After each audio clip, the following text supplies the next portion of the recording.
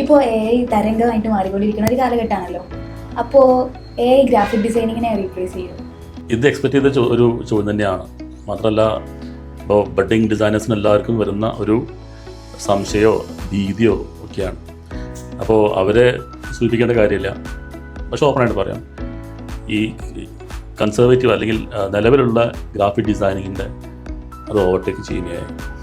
Graphic design മാത്രമല്ല, എല്ലാ ടെക്നിക്കലായിട്ടുള്ള സംഭവങ്ങളെയും ഒരു വേറെ ദിശയിലേക്ക് നയിക്കും.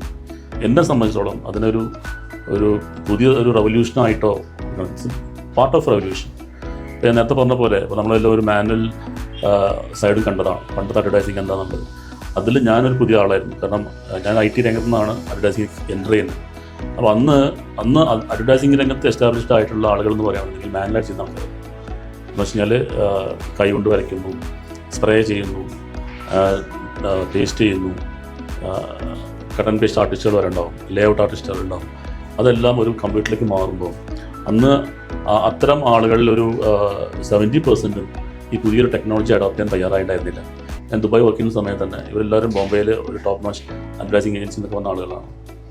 ചൈത്താരിയോ പറഞ്ഞിട്ട് പിന്നെ ONM, അപ്പോൾ TBWA, അങ്ങനെ വലിയ വലിയ മൾട്ടിനാഷണൽ ഏജൻസിയിൽ ഇതേപോലെ മാനുവൽ ചെയ്യുന്ന ആർട്ടിസ്റ്റുകൾ അവിടെ വന്നിട്ട് പിന്നെ കമ്പ്യൂട്ടർ നമുക്ക് പറ്റില്ല, നമ്മളിങ്ങനെയാണ് രീതിയിൽ സ്റ്റിക്ക് ഓൺ ചെയ്തു. ആൻഡ് ഇൻഫാക്ട് അത് കുറച്ച് നീണ്ടുപോയില്ല. കാരണം അപ്പോഴേക്കും കമ്പ്യൂട്ടർ ഇൻവേഷൻ അല്ലെങ്കിൽ ആ ഒരു എൻട്രി വളരെ ഒരു വലിയ ലെവലിൽ വന്നു. അപ്പോൾ അങ്ങനെ വന്നപ്പോൾ ആ ടെക്നോളജി അഡാപ്റ്റ് ചെയ്യാൻ വിസമ്മതിച്ച ആൾക്കാരെല്ലാം ഓട്ടോമാറ്റിക്കലി ഔട്ടായി പോയി.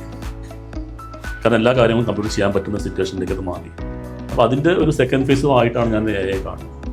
അതുകൊണ്ട് എന്താണെന്ന് വെച്ചാൽ എനിക്ക് സജസ്റ്റ് ചെയ്യണം എന്താണെന്ന് വെച്ച് കഴിഞ്ഞാൽ AIയോട് എന്തൊക്കെയാണോ ചെയ്യാൻ പറ്റുക അതിനെ നിങ്ങളുടെ ഒരു ഡിസൈൻ സെൻസ്, അല്ലാന്നുണ്ടെങ്കിൽ ഫിലിം മേക്കിംഗ് സെൻസ്, അല്ലാന്നുണ്ടെങ്കിൽ ഫോട്ടോഗ്രാഫിക് സെൻസ്, അതിനെ കൾട്ടിവേറ്റ് ചെയ്യുന്നതിന് നേച്ചർ ചെയ്തതിൻ്റെ കൂടെ തന്നെ AI കൂടെ അതിനെ അപ്ലൈ ചെയ്തിട്ട് ഇത് ചെയ്യും.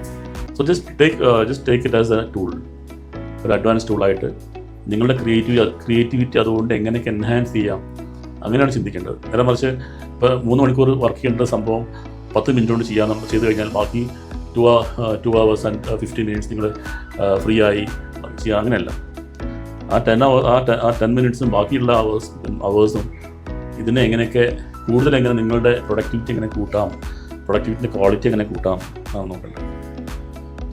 അപ്പോൾ അതുകൊണ്ട് AI ഒരു ഡേഞ്ചറാണ്, ത്രെട്ടാണ്. ആർക്ക്? അപ്ഡേറ്റ് ആവാത്ത ഡിസൈനേഴ്സ്. ഇതാ ക്ലിയർ?